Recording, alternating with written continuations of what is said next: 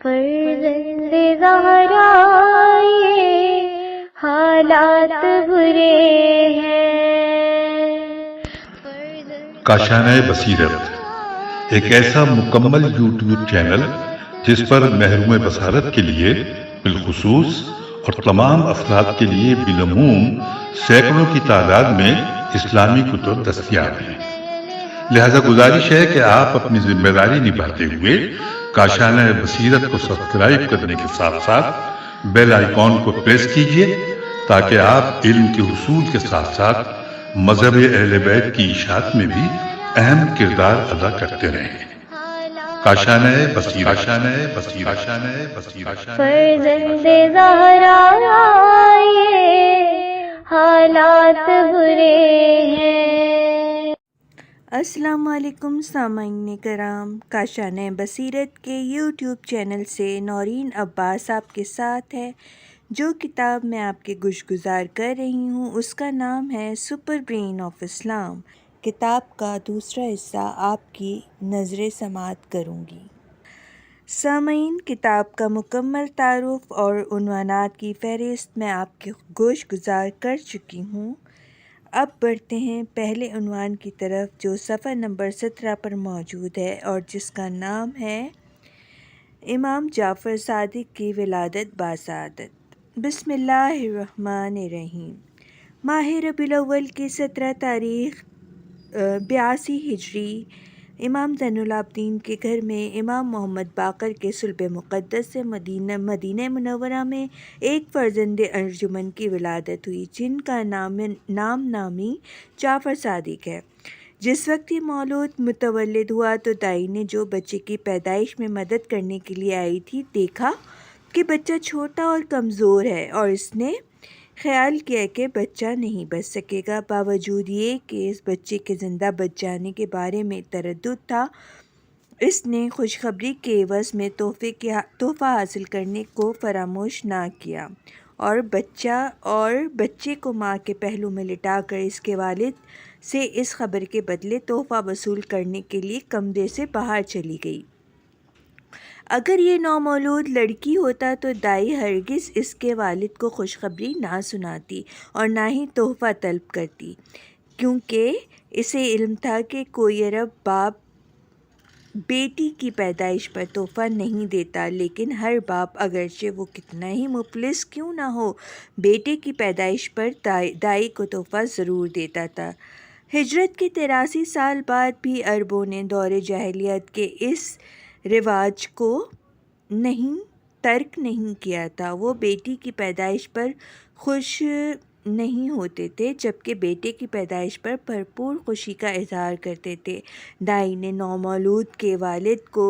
تلاش بسیار کے باوجود گھر میں نہ پایا کیونکہ پیدائش کے موقع پر امام محمد باقر گھر پر موجود نہیں تھے۔ پھر دائی کو کسی نے بتایا کہ بچے کے دادا گھر میں موجود ہیں اور وہ انہیں مل سکتی ہے، لہٰذا وہ دائی امام زین العابدین سے اجازت لے کر ان کے قریب گئی اور کہا خداوند تعالیٰ نے آپ کو ایک پوتا عطا کیا ہے۔ امام زین العابدین نے فرمایا امید ہے کہ اس کے قدم اس گھر کے لیے برکت کا باعث ہوں گے، اور اس کے بعد پوچھا کیا یہ خوشخبری اس کے باپ کو دی ہے؟ دائی نے کہا وہ گھر پر نہیں ہے ورنہ یہ خوشخبری انہی کو دیتی۔ امام زین العابدین نے فرمایا دل چاہتا ہے اپنے پوتے کو دیکھ لوں، لیکن میں نہیں چاہتا کہ اسے اس کی ماں کے کمرے سے باہر لاؤں کیونکہ باہر موسم قدرے ٹھنڈا ہے اور زکام لگنے کا اندیشہ ہے۔ اس وقت امام زین العابدین نے دائی سے پوچھا کیا میرا پوتا خوبصورت ہے؟ دائی میں یہ کہنے کی ہمت نہ ہوئی کہ ان کا پوتا کمزور اور ناتواں ہے۔ اس نے کہا اس کی نیلی آنکھیں بہت خوبصورت ہیں۔ امام زین العابدین نے فرمایا بس اس طرح تو اس کی آنکھیں میری ماں رحمۃ اللہ علیہا کی آنکھوں کی مانند ہیں۔ یزدگرد سوم کی صاحبزادی شہر بانو جو امام زین العابدین کی والدہ تھیں، ان کی آنکھیں بھی نیلی تھیں۔ گویا اس طرح جعفر صادق نے مینڈل کے قانون کے مطابق نیلی آنکھیں اپنی دادی سے ورثے میں حاصل کیں۔ ایک مشہور روایت کے مطابق یزدگرد سوم کی دوسری بیٹی کیمان بانو کیہان بانو کیہان بانو کی آنکھیں بھی نیلی تھیں، جو اپنی بہن کے ساتھ اسیر کر کے مدائن سے مدینہ لائی گئی تھیں۔ اس طرح امام جعفر صادق نے 2 ایرانی شہزادیوں سے نیلی آنکھیں ورثے میں پائی تھیں، کیونکہ کیہان بانو ان کی نانی تھیں۔ امام علی ابن ابی طالب نے، جو مدینے میں ایرانی حکومت کے خاندان کے قیدیوں کے بہی خواہاں تھے، شہربانو کو اپنے فرزند حسین کے عقد میں دیا، حسین علیہ السلام کے عقد میں دیا، اور کیہان بانو کو حضرت ابوبکر کے بیٹے محمد بن ابوبکر کے ساتھ شادی کی، کیونکہ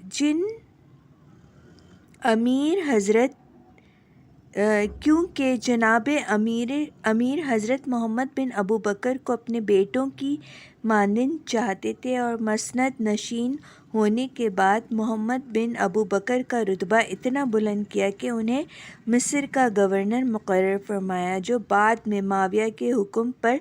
اسی ملک میں قتل ہوئے۔ محمد بن ابوبکر اور کیہان بانو کے ہاں ایک بیٹا قاسم پیدا ہوا، اور قاسم کے ہاں ایک لڑکی پیدا ہوئی جس کا نام ام فروہ تھا۔ ان کا نکاح محمد باقر کے ساتھ ہوا۔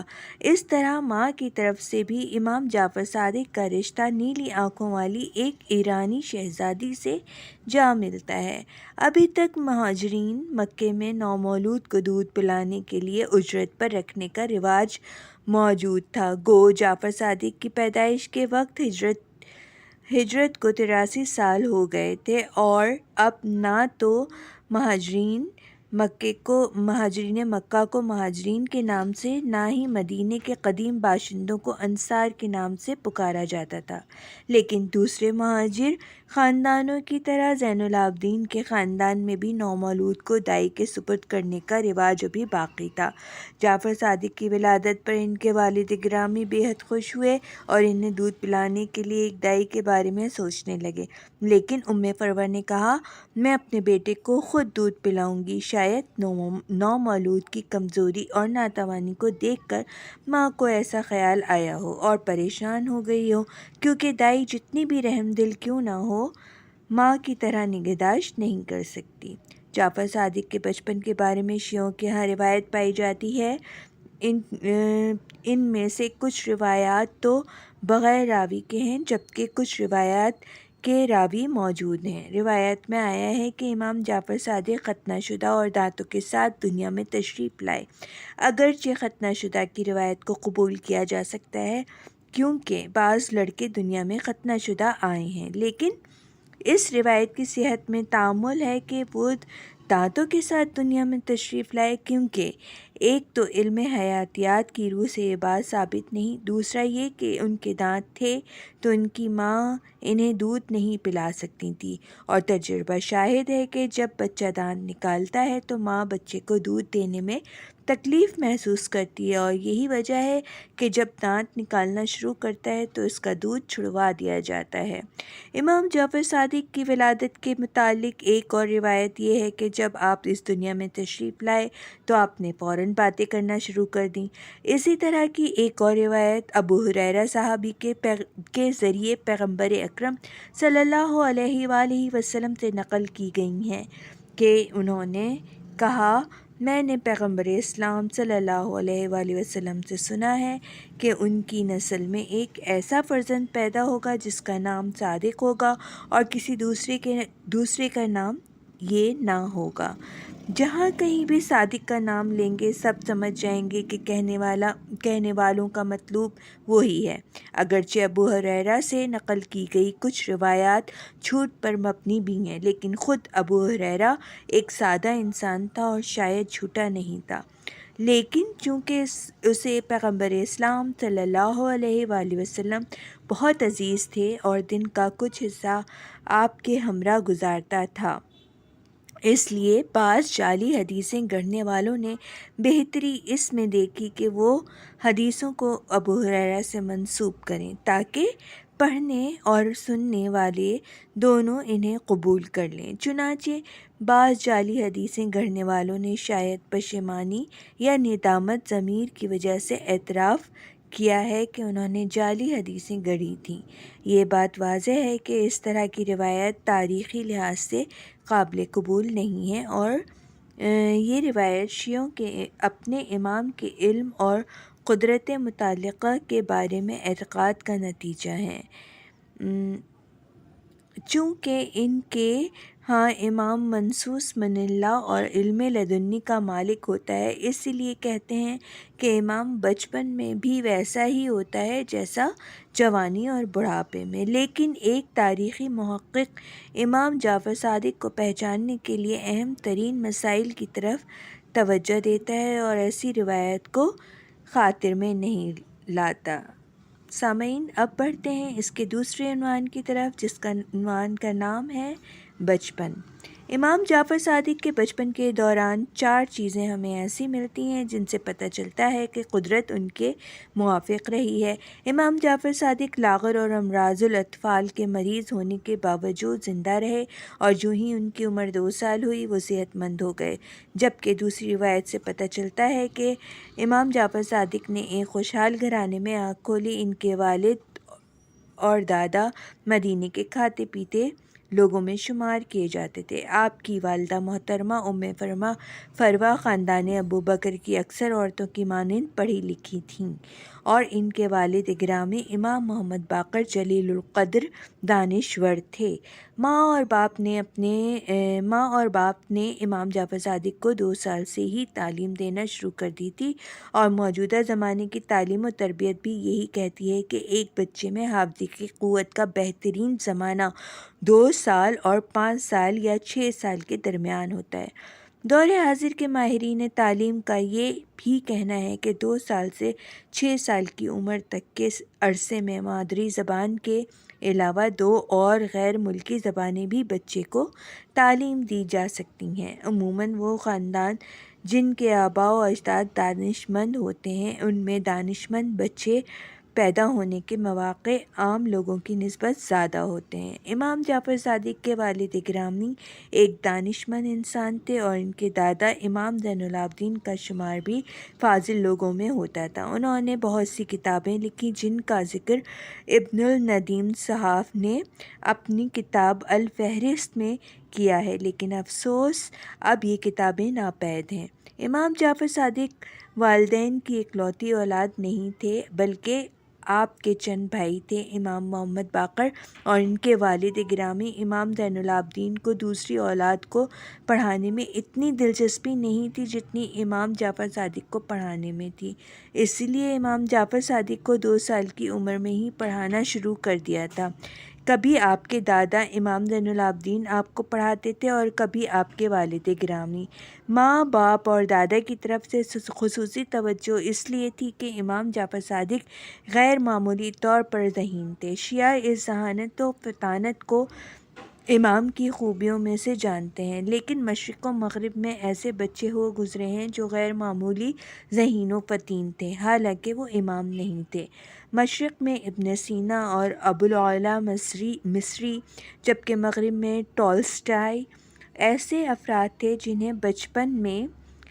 جو کچھ صرف ایک مرتبہ پڑھا دیا جاتا تھا وہ اسے کبھی نہیں بھولتے تھے۔ یہ 3 نام نمونے کے طور پر ذکر کیے ہیں۔ ان کے علاوہ بھی بہت سے لوگ ایسے ہو گزرے ہیں جو غیر معمولی طور پر ذہین اور فطین شمار کیے جاتے ہیں۔ مدینے کی دائی جو پیدائش میں زچہ کی مدد کرتی تھی ایک طرح کی سرجن ہوتی تھی، کیونکہ وہی بچے کا ختنہ بھی کرتی تھی۔ اسی دائی نے امام جعفر صادق کی ولادت کی خبر ان کے دادا امام زین العابدین تک پہنچائی۔ آپ کے بھائی کا ختنہ بھی کیا تھا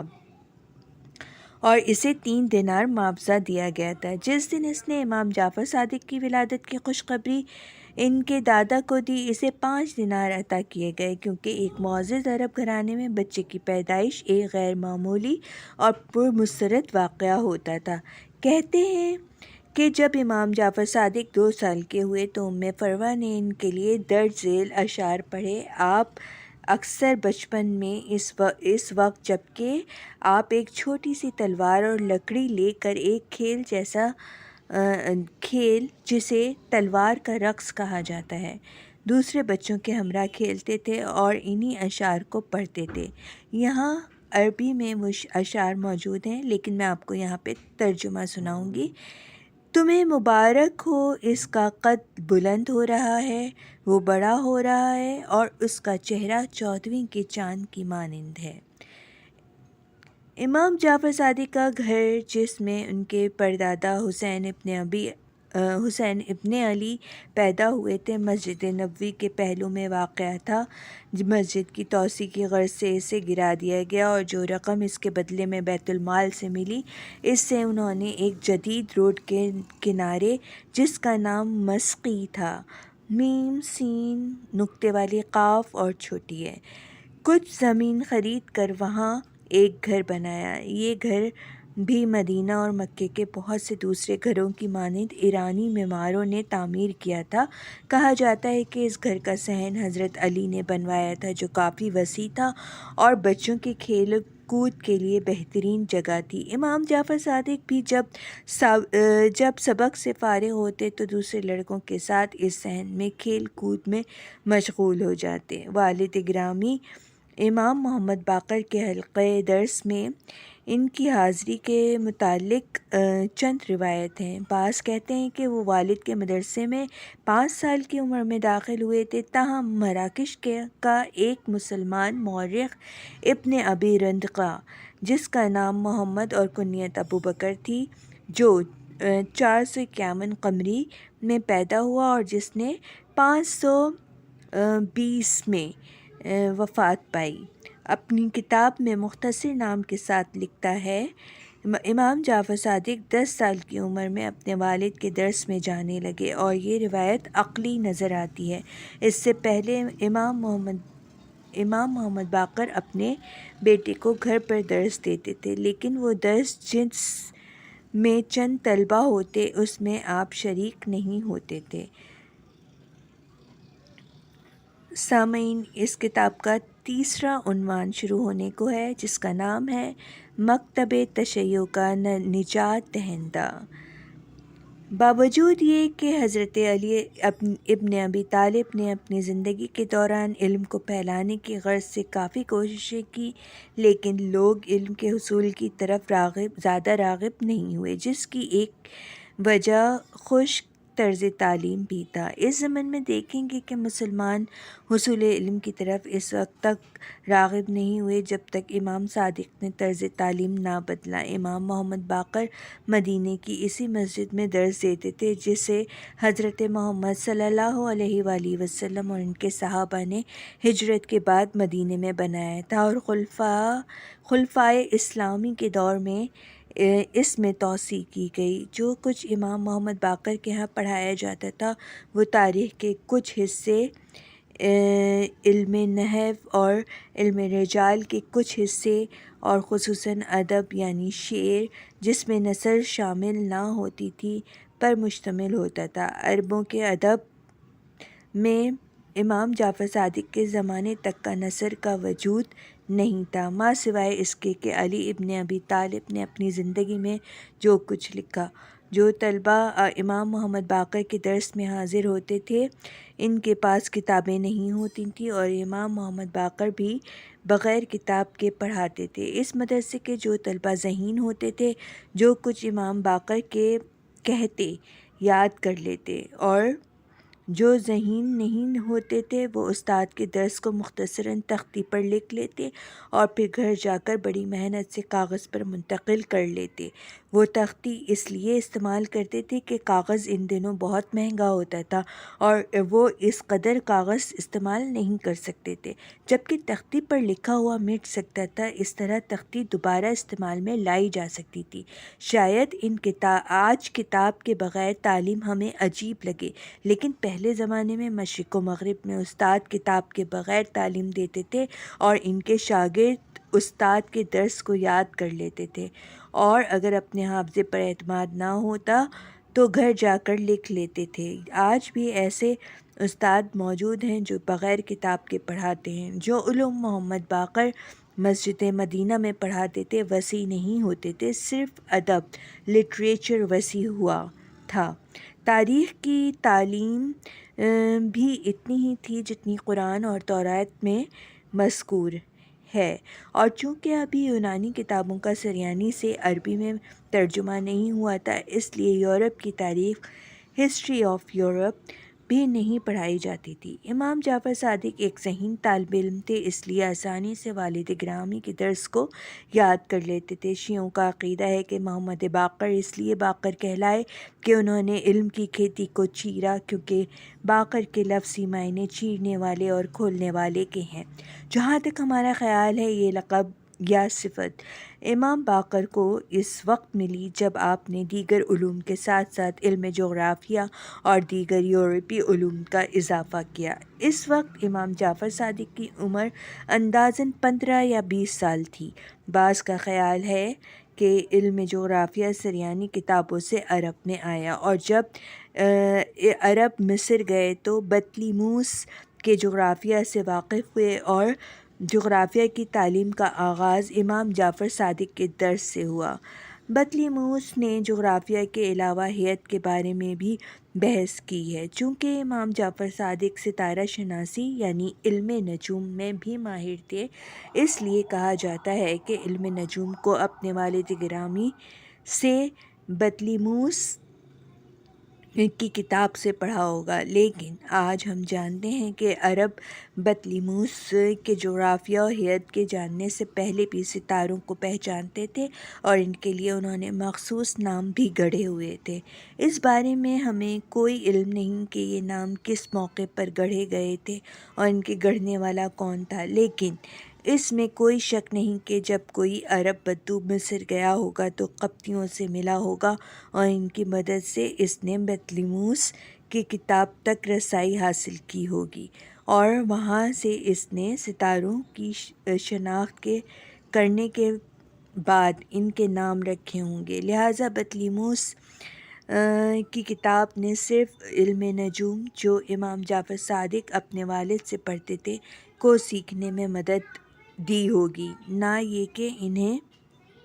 علم نجوم سکھایا گیا ہوگا۔ امام محمد باقر نے جغرافیہ اور تمام مصری علوم کا مدرسے کے دوسرے علوم پر اضافہ کیا، اور اس بارے میں ہمارے پاس کوئی تاریخی سند نہیں کہ انہوں نے تمام مغربی علوم کو دوسرے علوم کے ساتھ پڑھایا، لیکن ہم دو قرینوں کی بنا پر یہ بات کہتے ہیں۔ پہلا یہ کہ امام محمد باقر نے یقیناً علم جغرافیہ اور حیات کی تدریس کا مدرسے میں آغاز کیا ہوگا، ورنہ ہرگز شیعہ انہیں باقر کا لقب نہ دیتے، اور زیادہ احتمال یہی ہے کہ انہوں نے دوسرے مغربی علوم کو بھی مدرسے میں داخل کیا ہوگا، جبھی تو وہ باقر کہلائے۔ دوسرا قرینہ یہ ہے کہ جس وقت امام جعفر صادق نے تدریس شروع کی تو آپ جغرافیہ، حیات، فلسفہ اور فزکس بھی پڑھاتے تھے، جبکہ یہ بات تحقیق شدہ ہے کہ جس وقت امام جعفر صادق نے پڑھانا شروع کیا تو اس وقت تک مغربی یعنی یونانی فلسفہ اور فزکس ابھی تک سریانی سے عربی زبان میں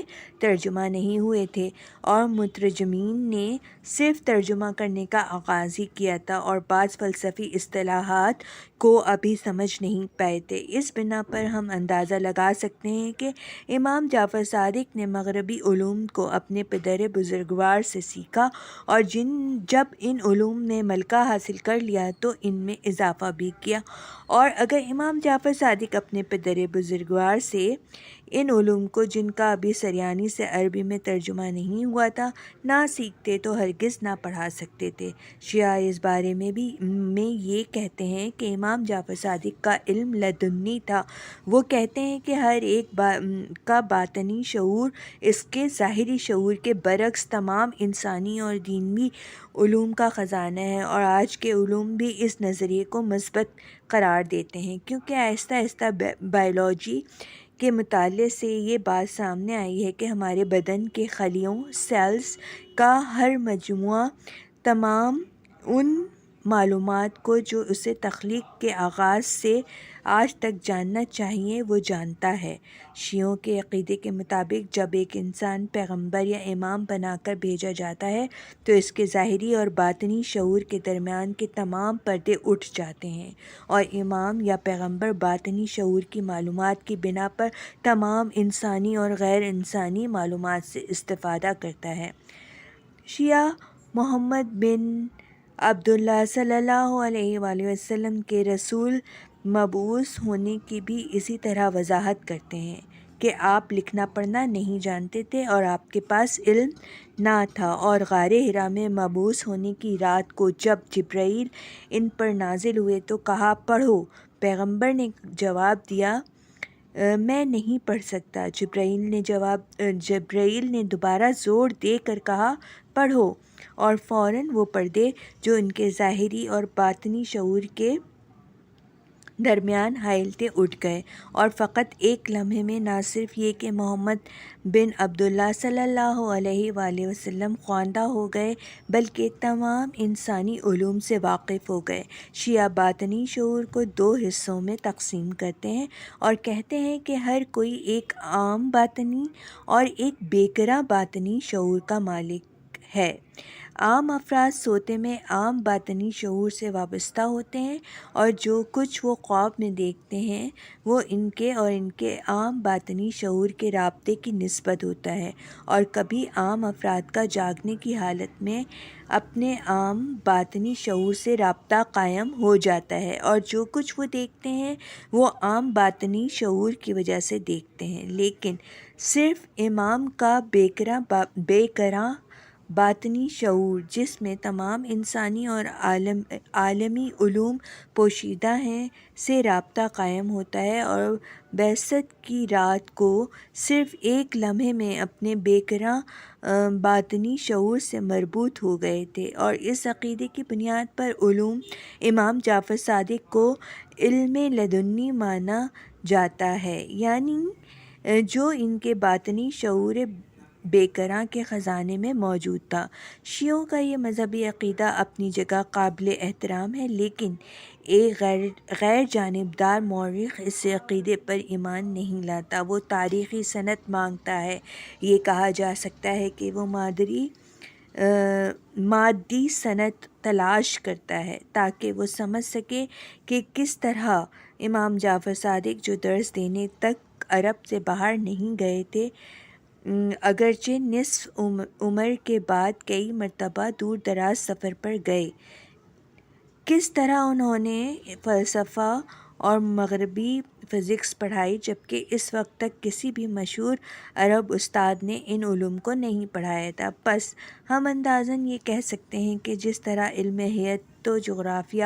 قبطیوں کے ذریعے عربوں تک پہنچا اور امام محمد باقر کے درس میں پڑھایا گیا، اسی طرح فلسفہ اور مغربی فزکس بھی امام محمد باقر کے حلقۂ درس میں شامل ہوئی، اور بعد میں اپنی ذاتی تحقیق کی بنا پر اس میں خاطر خواہ اضافہ کیا۔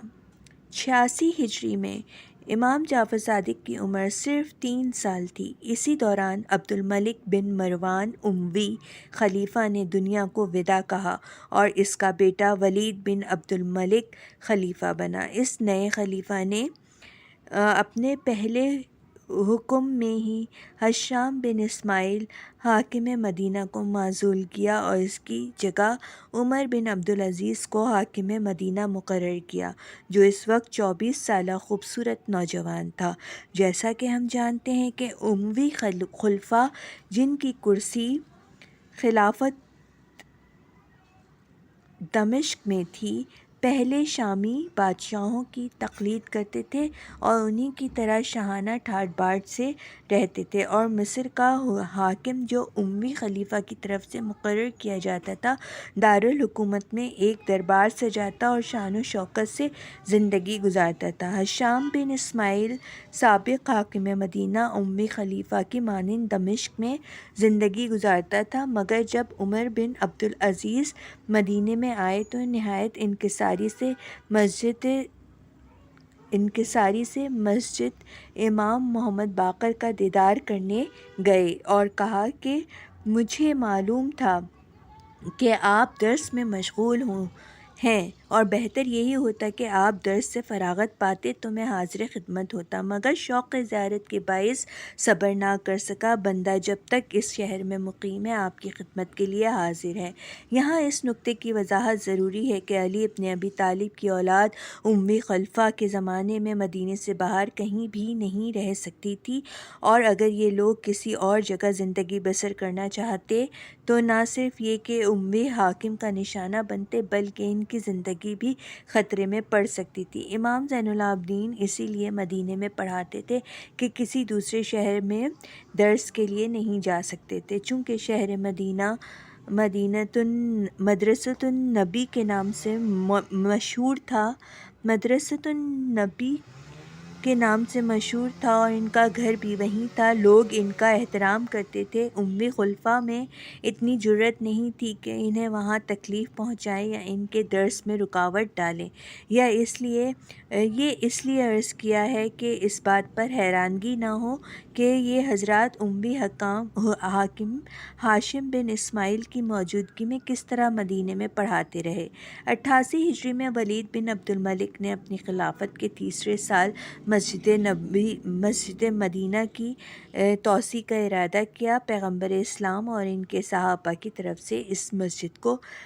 بنانے کی تاریخ مشہور ہے، اور یہاں بلڈنگ کی تشریح کا تذکرہ ضروری نہیں۔ اس مسجد کو اس سے پہلے بھی ایک بار وسعت دی گئی تھی، اور پیغمبر اسلام کی تمام ازواج کے گھر جو اسی میں تھے بھی سلامت رکھے گئے تھے، مگر بعض بیویوں نے حضرت کی وفات کے بعد خلفائے اربعہ کے معقول امداد سے حجروں سے باہر گھر لے لیے تھے، اور ان حجروں کو خیرباد کہہ کر دوسرے مکانوں میں رہائش پذیر ہو گئی تھیں۔ 28 ہجری میں پیغمبر اسلام کی آخری زوجہ جو مسجد کے احاطے میں قیام پذیر تھیں، یا تو وہاں سے کسی دوسری جگہ چلی گئی تھیں یا اس دنیا سے ہی رخصت ہو گئی تھیں، کیونکہ مسجد کی توسیع میں اور کوئی رکاوٹ نہ تھی۔ اس لیے امی خلیفہ نے حاکم مدینہ کو حکم دیا کہ پیغمبر کی تمام ازواج کے گھروں کو مسمار کر کے مسجد کو 40,000 مربع گز تک وسعت دی جائے، طول 200 گز اور عرض بھی 200 گز ہو۔ اس ضمن میں ارد گرد کے مکانات بھی خرید لیے جائیں۔ عمر بن عبدالعزیز نے ایرانی معمار کو جو مسجد کی توسیع کا ناظم تھا کہا کہ میں امام محمد باقر کا جو مسجد میں درس دیتے ہیں بے حد احترام کرتا ہوں، لہٰذا میں چاہتا ہوں کہ تمہارے مزدور اس طرح کام کریں کہ ان کے درس میں خلل واقع نہ ہو۔ جب مسجد مدینہ کی نئے سرے سے بنیادیں رکھی جا رہی تھیں تو امام جعفر صادق 5 برس کے تھے۔ اگر ان کی تاریخ پیدائش کو 80 ہجری مان بھی لیا جائے تو اس وقت ان کی عمر 8 سال تھی۔ جب انہوں نے اپنے والد گرامی سے کہا کہ میں اس مسجد کی تعمیر میں شرکت کرنا چاہتا ہوں تو ان کے والد گرامی نے فرمایا، بیٹا تم ابھی چھوٹے ہو اس لیے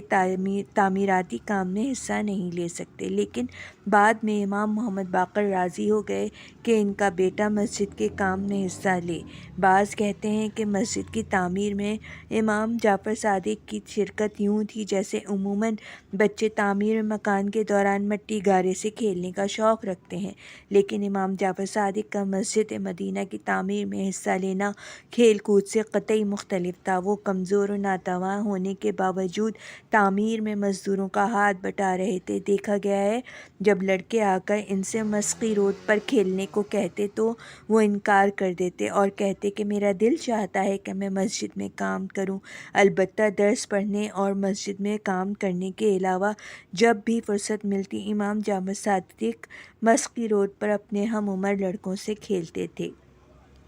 لڑکوں کے کھیل دنیا میں تقریباً ایک ہی جیسے ہیں، اور شاید ہی کوئی ایسا شہر ہو جہاں لڑکوں کے لیے کوئی مخصوص کھیل ہو، لیکن مدینے میں لڑکوں کے لیے 2 مخصوص کھیل تھے جو دوسرے ملکوں میں ناپید تھے، اور اگر وہ کسی اسلامی شہر میں کھیلے جاتے ہوں گے تو وہ مدینہ ہی سے لیے گئے ہوں گے۔ پہلا کھیل جس میں سیکھنے سکھانے کی طرف توجہ دلائی جاتی تھی اس طرح تھا کہ جعفر صادق استاد کے طور پر بیٹھتے تھے اور دیگر لڑکے ان کے شاگرد بن جاتے۔ پھر آپ کہتے وہ کون سا پھل ہے جو زمین یا درخت پر اگتا ہے اور اس کا رنگ مثال کے طور پر سرخ ہوتا ہے اور اس کا ذائقہ میٹھا یا ترش ہوتا ہے، اور اس میوے کے پکنے کے بعد یا موسم یا یہ موسم یا کوئی دوسرا موسم ہوتا ہے۔ یہ مضامین جو ہم یہاں تحریر کر رہے ہیں مدینے کے بچوں کی مقامی زبان اور اصطلاحات کی صورت میں زبان پر لائے جاتے تھے، اور وہ بچے جو امام صادق کے شاگرد ہوتے آپ انہیں سوچنے اور فکر کرنے کی طرف مائل کرتے تھے، اور اگر ان میں سے کوئی ایسا ہوتا جو اس پھل کا نام بتا دیتا تو وہ شاگردی سے استادی کی جگہ حاصل کر لیتا اور امام جعفر صادق کی جگہ بیٹھ جاتا۔ اس دوران امام جعفر صادق شاگردوں میں بیٹھ جاتے، لیکن 2-3 منٹ بعد شاگردوں کے گروہ سے خارج ہو جاتے اور پھر استاد بن جاتے تھے۔ چونکہ ذہین تھے اس لیے جو ہی استاد پھل کے کوائف بیان کرتا جعفر صادق پھل کا نام بتا دیتے۔ امام جعفر صادق کا شمار مدینے کے اشراف میں ہوتا تھا اور اخلاقی مکتب میں ان کے استاد ان کے دادا امام زین العابدین اور باپ محمد باقر اور ماں ام فروہ تھیں، لیکن مسقی روڈ پر رہنے والے سارے لڑکے اشراف خاندانوں سے نہیں تھے۔ ان کے باپ امام محمد باقر جیسے نہ تھے، نہ مائیں ام فروہ جیسی۔ یہ بات ڈھکی چھپی نہیں ہے کہ دو کنبوں کے درمیان اخلاقی ماحول کا فرق اگرچہ ہمسائے ہی کیوں نہ ہو بچوں کے اخلاق پر زبردست اثر ڈالتا ہے۔ امام جعفر صادق کو سچ بولنا وراثت میں ملا تھا اور ان کی تربیت بھی ایسی ہی ہوئی تھی کہ وہ کبھی جھوٹ نہیں بولتے تھے، اگرچہ ان کے فائدے میں ہی کیوں نہ ہو۔ لیکن ان کے ہمراہ کھیلنے والے بعض لڑکے جعفر صادق کی طرح تربیت یافتہ نہیں تھے اور اخلاقی تزکیے میں بھی ان کی مانند نہیں تھے۔ وہ جھوٹ بولتے تھے اور جب استاد بن جاتے تو پھل کے اوصاف بیان کرتے اور جعفر صادق اس پھل کا نام لیتے، اور استاد اس غرض سے کہ اس کا مرتبہ ہاتھ سے نہ جائے جھوٹ بولتا تھا اور کہتا تھا کہ یہ پھل نہیں ہے اور دوسرا پھل ہے۔ جعفر صادق جب یہ جان لیتے کہ وہ لڑکا جھوٹ بول رہا ہے بہت غمگین ہو جاتے، اور چونکہ جھگڑا کرنا ان کا شیوا نہیں تھا، کبھی کبھار یہ سوچ کر ان کا حق جھوٹ بول کر پامال کیا جا رہا ہے رونے لگتے اور کھیل چھوڑ کر دور ہٹ جاتے، اور لڑکے بظاہر ننھے جعفر کی طرف توجہ کیے بغیر کھیل جاری رکھتے، لیکن انہیں جلد ہی معلوم ہو جاتا کہ ان کے کھیل میں مزہ نہیں ہے، کیونکہ ان میں کوئی بھی جعفر کی مانند ذہین نہیں تھا کہ کھیل جوش و خروش سے جاری رہتا، اور اس طرح وہ جعفر کے پاس جانے پر مجبور ہو جاتے اور ان سے معافی چاہنے کے ساتھ ساتھ دوبارہ کھیل میں شریک ہونے کی درخواست کرتے تھے۔ کھیل میں دلچسپی پیدا ہو اور جعفر کہتے کہ وہ اس شرط پر کھیلنے کو تیار ہیں کہ کوئی بھی جھوٹ نہ بولے۔ لڑکے اس بات کو مان لیتے۔ دوسرا کھیل جو مدینے کے ساتھ مخصوص ہے اور اگر کسی دوسرے عرب شہر میں رائج ہو بھی تو وہ مدینے سے ہی وہاں گیا ہوگا، کیونکہ اس کی ترتیب اس طرح تھی کہ ایک استاد اور چند شاگرد چن لیے جاتے اور استاد کوئی کلمہ زبان پر لاتا تھا، مثلاً وہ کہتا تھا الشرعیہ، جس کے معنی لمبی گردن والی اونٹنی کے ہیں۔ شاگرد بھی کلمہ الشرعیہ کو زبان پر لاتا تھا اور اس کے بعد شاگرد اسی کلمے الشرعیہ کے بغیر رکے ہوئے تکرار کرتا اور استاد اس شاگرد کو غلط فہمی کا شکار کرنے کے لیے مسلسل الشرعیہ کے وزن پر کلمات ادا کرتا، مثلاً کہتا الدرعیہ، الزرعیہ وغیرہ۔ اس میں ضروری نہیں کہ سارے کلمات بامعنی ہوں، مہمل الفاظ بھی استعمال ہوتے تھے۔ یہاں شاگرد مجبوراً رکے اور غلطی کیے بغیر الشرعیہ کی تکرار کرتا تھا، اور اگر ایک بار اس سے غلطی ہو جاتی اور کوئی دوسرا کلمہ زبان پر لاتا تو وہ کھیل سے خارج ہو جاتا اور استاد دوسرے شاگردوں کے ساتھ کھیل کا آغاز کرتا، لیکن اب استاد دوسرا کلمہ منتخب کرتا اور پھر اسی ترتیب سے بامعنی یا بے معنی الفاظ کی تکرار کرتا تاکہ شاگرد کو غلط فہمی کا شکار کرے۔ امام جعفر صادق ان دو مخصوص مدنی کھیلوں جن میں بیٹھنا اور بولنا ضروری ہوتا تھا، ان کے علاوہ تمام ایسے کھیلوں میں بھی جن میں دوڑنا ضروری تھا شرکت کرتے تھے۔ سامعین، یہاں میں صفحہ نمبر 28 پر اپنی مطالعے کا اختتام کرتی ہوں۔ انشاءاللہ دوبارہ حاضر ہوں گی، صفحہ نمبر 28 پر سے ہی دوبارہ مطالعہ شروع کروں گی۔ جب تک کے لیے خدا حافظ۔